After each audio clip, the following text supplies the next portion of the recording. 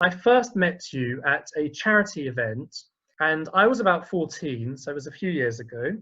And I asked you a question about House of Lords reform and the 92 hereditary peers. I'm sure you remember that.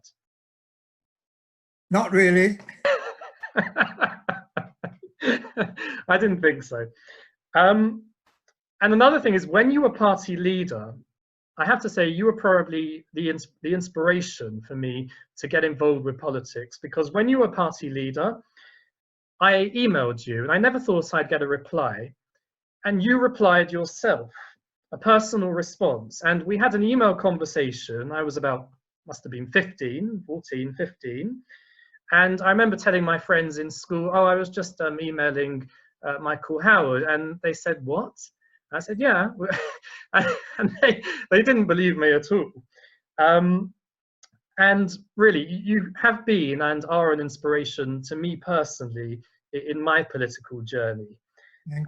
And I was always particularly impressed with your performances at Prime Minister's Questions. And I just loved watching you at PMQs. And if it works, I'll try and do this. If I can share the screen and just show, for those who may have forgotten, one of the greats at the dispatch box. So if you give me 2 seconds.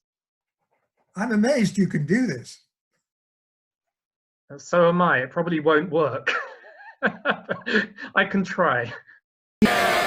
Before the last election, he was asked specifically whether people should suppose he was going to increase national insurance contributions. He said they shouldn't.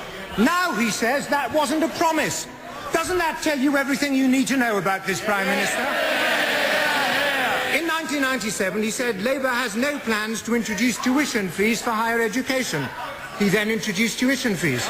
In 2001, he said, we will not introduce top-up fees and have legislated to prevent them. He then introduced top-up fees. In the words of the Chancellor, why should people ever believe a word he says again? And I think that when the country comes to consider not just the record of the Conservative Party, but the fact that their economic and health and education plans are exactly the ones they rejected in 1997, I think when they do that, yes, I'll be very happy that people compare the choice between their record and ours, between our future programme and theirs. Well, he talks about his record. Let's look at his record. I'll tell him about his record. Taxes, up.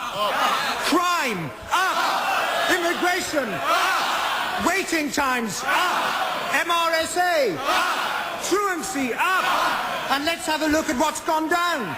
Take-home pay, down. Pensions, down. Productivity growth, down. Manufacturing employment, down. Detection rates, down. After 8 years of Labour government, we're locking up teachers, not jobs. Our voting system resembles that of a banana republic, and pensioners who can't find an NHS dentist are reduced to pulling out their own teeth. Isn't there now a clear choice at this election? Rewarding this Prime Minister for 8 years of broken promises, or choosing a government that will take action on the things that matter to hard-working Britons?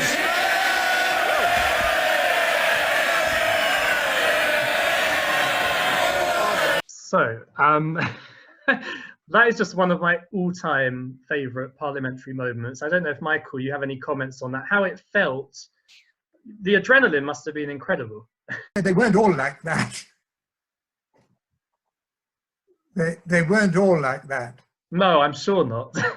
That was a very special, I think, PMQs. I mean, I remember that even as a youngster.